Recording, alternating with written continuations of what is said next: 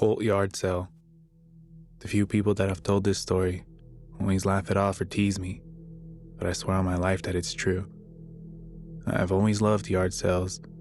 In the summer when I have a free day, I'll often just drive around all day, looking for different yard sales, wasting my day away. About 2 years ago, I was doing this, just driving around looking for yard sale signs, gradually going further out into the rural country and enjoying the scenery, having fun getting lost on the backcountry roads. You can sometimes find great yard sales doing this. I saw a yard sale sign off of the road, next to a big rock with something religious carved into it like churches have. I can't for the life of me remember what it said. God's Haven, something religious. I can't remember. Anyway, I figure it's probably got some good stuff if it's a church organization, so I decide to go. I turn my new Jeep down the long, narrow gravel driveway, and the trees open up to a clearing with a really beautiful white house. They have long tables spread out with folded clothes, kid toys, etc., but nothing I was really interested in. There are probably about 30 people milling about on the property. They're all wearing these gray jumpsuits. Okay. The only other person that seems to be browsing through their wares was this old man, whose truck was also parked there, but we were the only ones not wearing gray jumpsuits. The woman at the makeshift table with the money box on it begins talking to me as I'm preparing to leave. I stride over to her for a friendly chat. I noticed that behind the house, there are probably 10 or so small gray buildings that the gray jumpsuits are going in and out of. After some casual chat, she notices me staring. Yes, we all live here. It's great. Hey, would you like to come in and learn more? She had this crazy light in her eyes when she nodded at 3 guys who had been arranging stuff on tables, moving tables, etc., and they all came to stand around me. Really, come inside. We preach peace and the word of God. You'd really like it. She took my hand and kind of started tugging me towards the house. All the while these guys are following and I'm making weak protest. Then, the old man who had been browsing paperbacks seems to take notice and comes up. He looks at the woman and says, "Sorry ma'am, we both really have to get going. I don't think she's interested." The woman looks shocked but lets go, and the guy steps back. He's a scrawny old guy, and I'm a petite woman, but that badass old man grabs my arm and hustles me over to my Jeep. As I'm thanking him and yelling back at the people to have good luck with their yard sale, he mutters in a low voice, "You really need to get out of here." My hands are shaking. All the great jumpsuits are just turned and silently staring at us. I'm fumbling with my keys. The old man stands by my rolled down window and I fumble back to start my car. The old man stands by my rolled down window and I fumble to start the car and try to back out of the narrow gravel driveway. I try to do a 3-point turn, but my car slides down in the gravel into a shallow ditch next to the driveway and I'm panicking. "Just take it easy. Put it in 4-wheel drive," he coaxes. "I don't know how," I whisper frantically. I'd only had the Jeep for a couple months at this point, and I had never had a car with 4-wheel drive before. I figure I'd learn eventually. He calmly told me how to do it and stood there guiding me as I finally got the Jeep to stop sinking into the gravel and drove the hell out of there. I yelled a thank you to him, and he nodded before getting back in his truck. I told my family and a few friends who kind of laughed at it and brushed it off, saying they hadn't heard of any cults in this area, probably just a church sale at one of the members' houses. I've driven around that area a little bit after the event, but I haven't seen that rock sign thing again. Though honestly, that day I drove pretty deep into rural country. I had no idea what road or where I was. I just knew the general direction to drive in to get back on the main road, and eventually find my way home. I think I may have escaped some cult that is kind of off the radar, but I swear to God it happened. Thank God that old man helped me get out of there. I live below a cult leader. I fear I've angered her. I, 28-year-old female, have lived in the same apartment for 4 years. My neighbors in the unit above me are a couple in their 30s who have lived there for about 3 years with no issues between us. During the past 6 months, I've noticed some changes in their behaviors. At first, it was just a few days per week. I'd hear music with heavy bass accompanied by rhythmic jumping. I'd assume they'd bought an exercise bike or something. But sometimes, the jumping gets so intense that it shakes my overhead light fixture.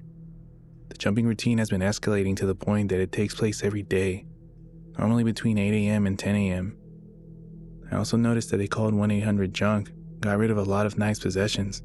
However, I figured none of this was my business, so I kept my observations to myself. About 3 weeks ago, everything escalated.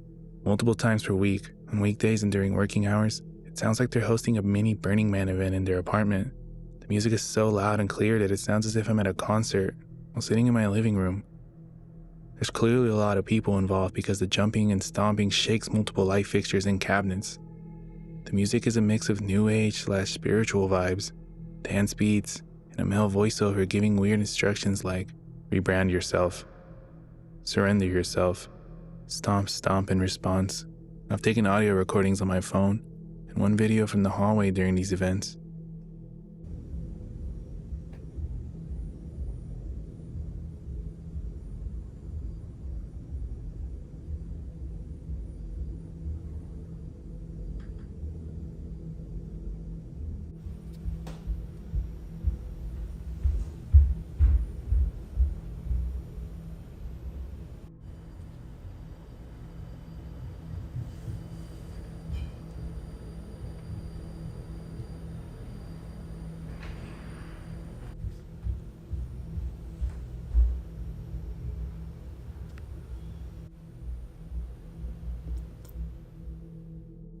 I still didn't complain to the building, but I wanted evidence in case it became a regular thing.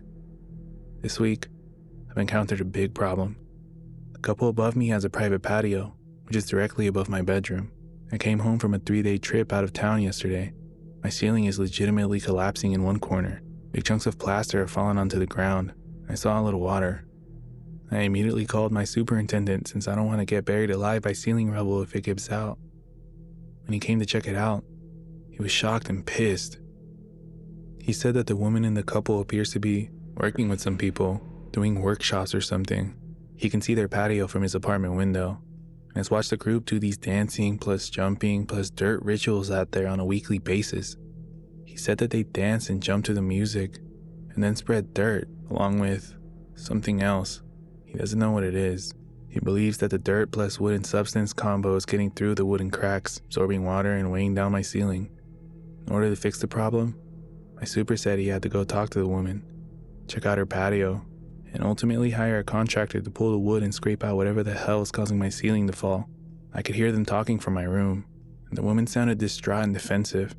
When my superintendent left, he called me and warned me that she might try to come down to my apartment and demand to see the damage, but don't let her in. This was a little concerning to me. Is she a threat? The damage is real. I wouldn't mind showing her. She started playing her music again relatively loud, kind of like a warning shot. I mentioned the music and jumping to the super and said I had audio recordings. He started begging me to send the evidence to the front office. It sounds as if he wants him evicted. I said okay, sure. I hate to be a rat, but if I have to choose sides, I'll side with the building that dictates my annual rent price.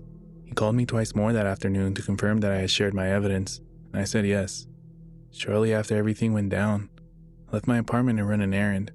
The woman was outside just standing on the sidewalk and stared at me the whole time as I walked by. I ignored her. This isn't my fault. Now today, I went to run another quick errand in the neighborhood. When I returned, the couple was again standing on the sidewalk. Both of them this time followed me into the building and waited until I was opening my apartment door to confront me. They were both wearing creepy smiles. The woman has horse girl hair down to her waist, started interrogating me. They asked, "Is your ceiling really collapsing?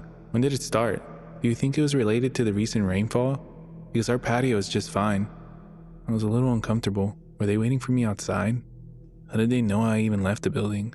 Why were they both standing there? I've literally never seen them enter together in the 3 years of living here, but I have nothing to hide, so I confirmed the damage is pretty bad. I just don't want it to fall during the winter. I'm sorry for the inconvenience, but hopefully the work will be done quickly for everyone's sake. They seemed satisfied enough, so I said have a good day and shut my door. I'm getting the sense that they're nervous about what the contractors will find when they tear open the patio. What the fuck is up with the dirt rituals? Who are these people she's working with? I don't know what they look like, or why they're available to stomp around on weekdays. The repair work has started on both sides, but the contractors will come on Wednesday for the grand reveal of what's under the patio that's making my ceiling collapse. In the meantime, I feel like I need to be alert and keep my eye out for these people, as well as the couple. It's unusual for me to see them in general, especially twice in 2 days. They seem scared and in denial of the problem. They also literally ambushed me. Hopefully it's over soon. Update. The contractors came today and reported that there was in fact dirt and sludge visible below the neighbor's patio. However, thanks to the help of my internet sleuthing friend, getting a lot more insight into the realm that dwells above me. As one Redditor suggested, nice work. My neighbor is affiliated with multiple ecstatic dance communities, both international and local. The international group has planned events during which all cells of the organization host dance sessions simultaneously. It also has a YouTube channel that streams psytrance music 24/7.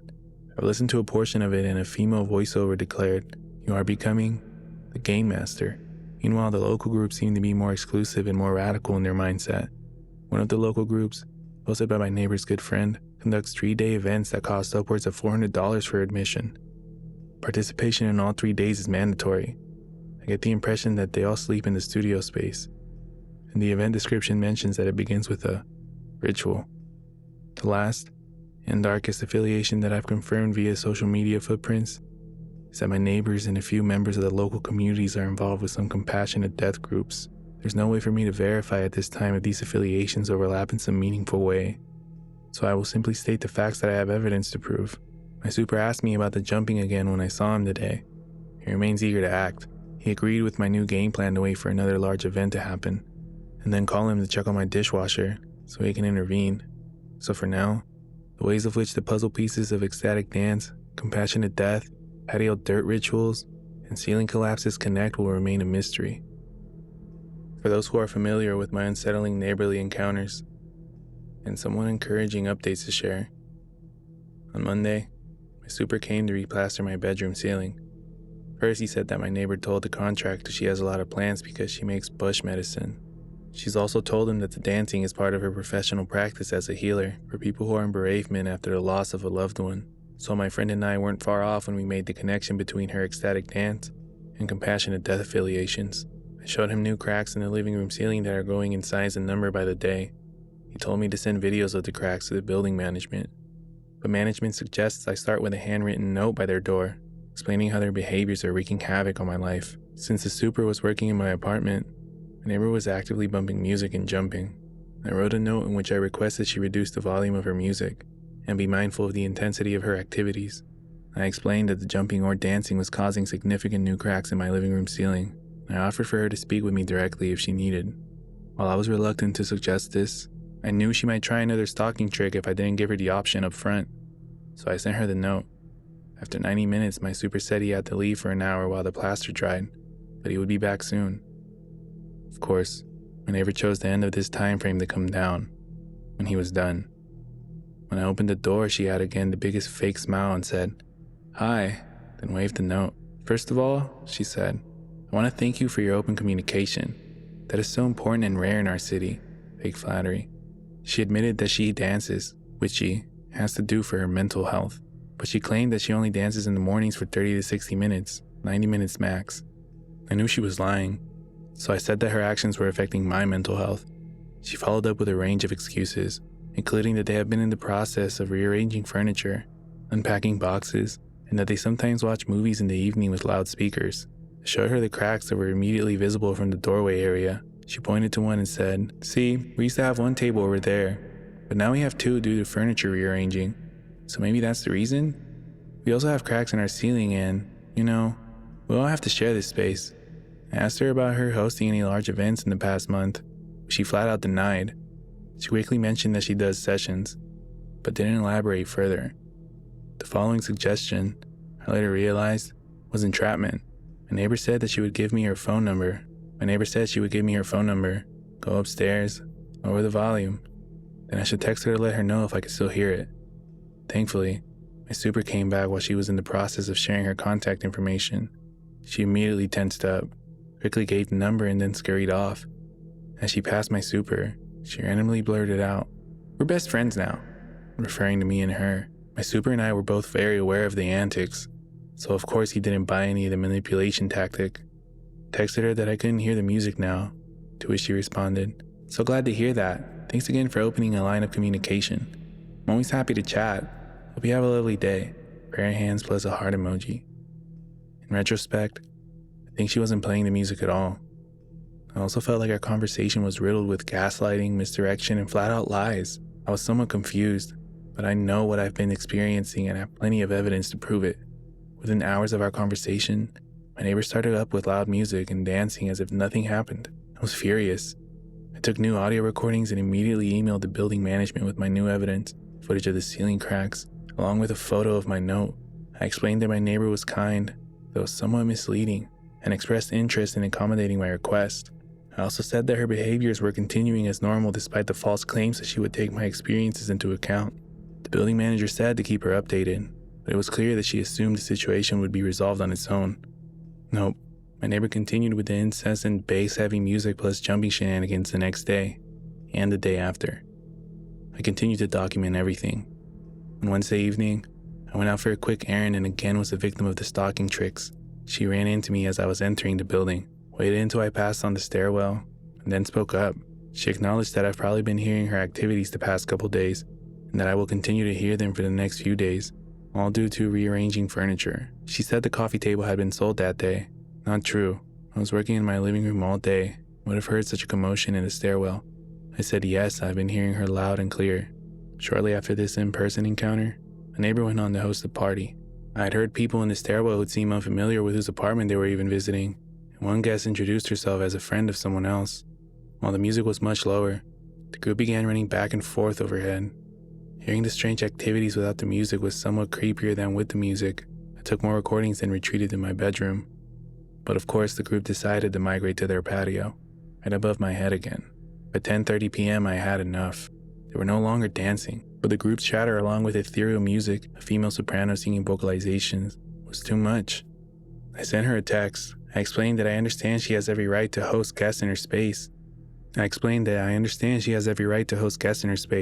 But I was perturbed by the way she said to my face that any excess noise I might be hearing in the coming days was from rearranging furniture. I said I could hear the music and conversations very clearly, as the noise filters through my AC unit.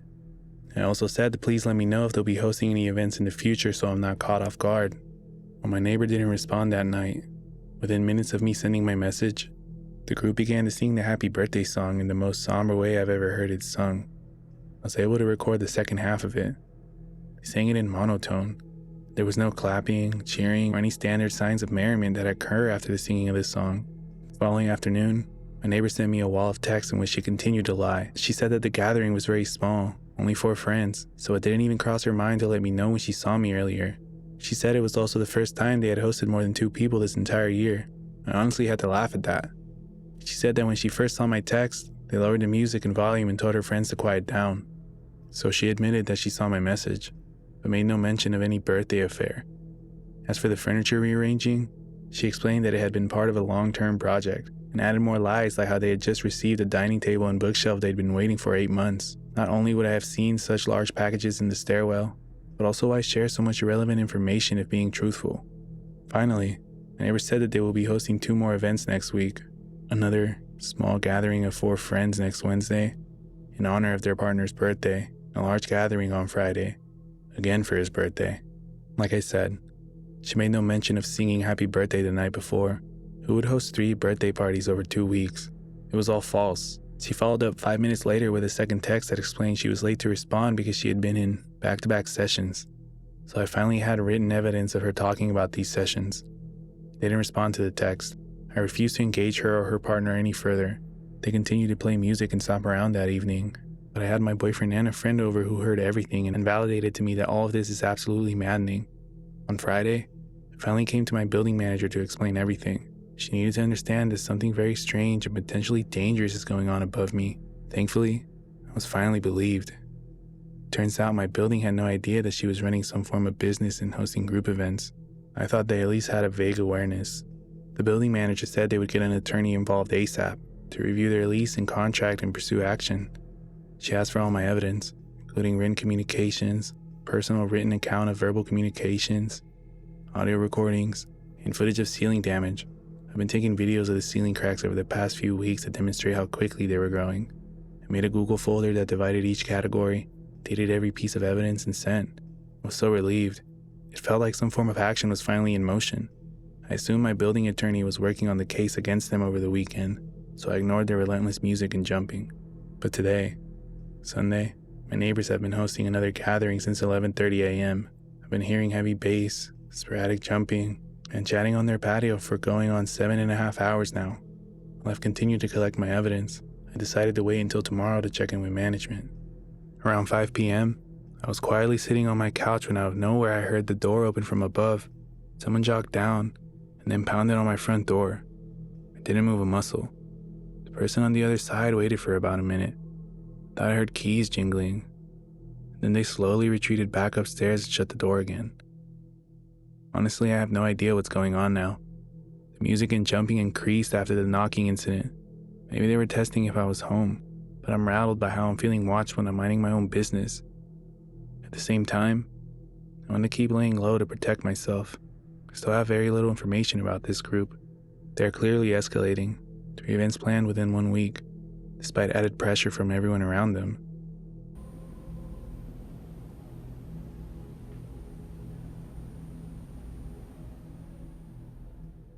Hey everyone, sorry for the delay.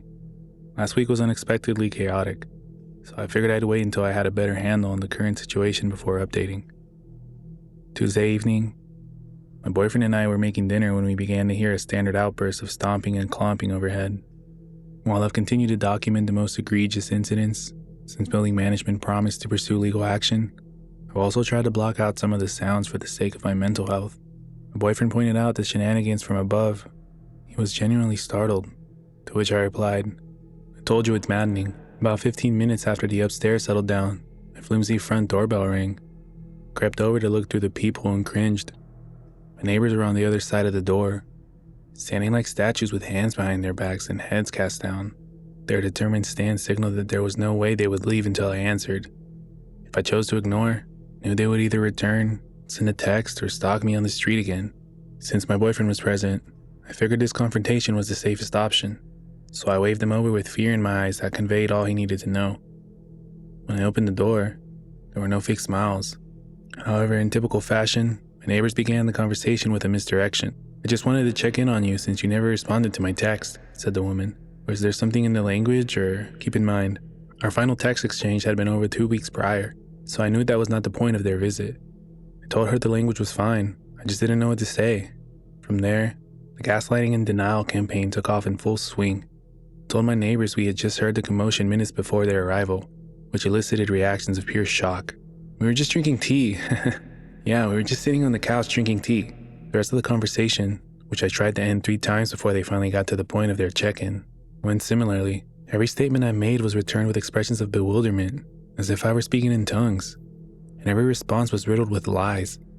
At times, the couple would accidentally contradict themselves, such as, "That one Wednesday party was the first time we had people over in 2022, since 2020, right? Since 2020. And we didn't have any other parties that weekend, especially not on Sunday. Sunday is when we have our dance class. Yeah, and we were hungover on that Sunday from our party." They also claimed that they were too old to be partiers, even though they allegedly held 3 birthday parties in honor of the guy. Since my neighbor is a dancer, her body language became amusingly expressive, as if her motions would somehow sway my opinions. At one point, the woman would say, "I think we should resolve this right now," while undulating her arms towards herself then in my direction. It looked like she was attempting to send energy waves to me. "How about this?" she proposed. "How about one of you, motioning at my boyfriend with both arms open, "come up to our apartment right now and walk around," swirling a finger in a clockwise motion circle above our heads. I could tell she really wanted to invite herself into my apartment, but she sensed that wasn't an option given my stoic demeanor throughout the entire pandering episode. I told her no. We were making dinner when they interrupted. At this point, my neighbor finally admitted why they had come. They said that they had received a letter that was aggressive and included additional wild accusations. The guy asked point blank, "Did you involve the building?" I told them I did because I was confused, and they had not listened to my requests.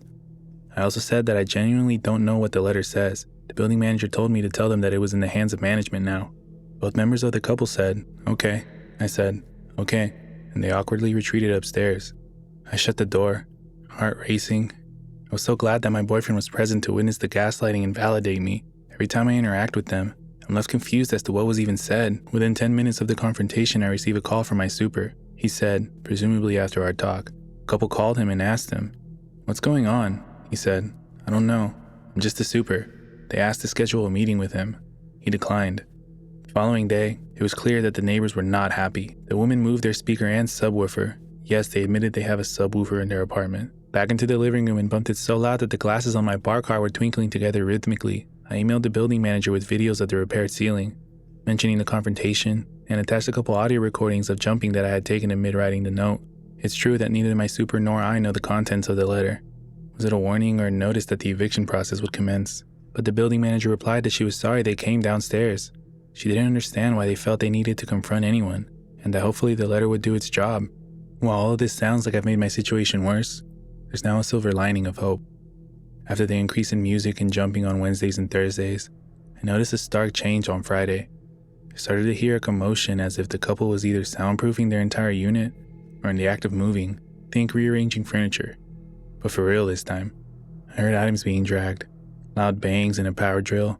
The moving style activities continued throughout the weekend, including Sunday morning when I saw a professional cleaner working in the building stairwell. I was leaving for a day trip. Of course, they would not be evicted at the drop of a hat. However, I think it's possible that the letter angered the couple enough to make an arrangement with the building.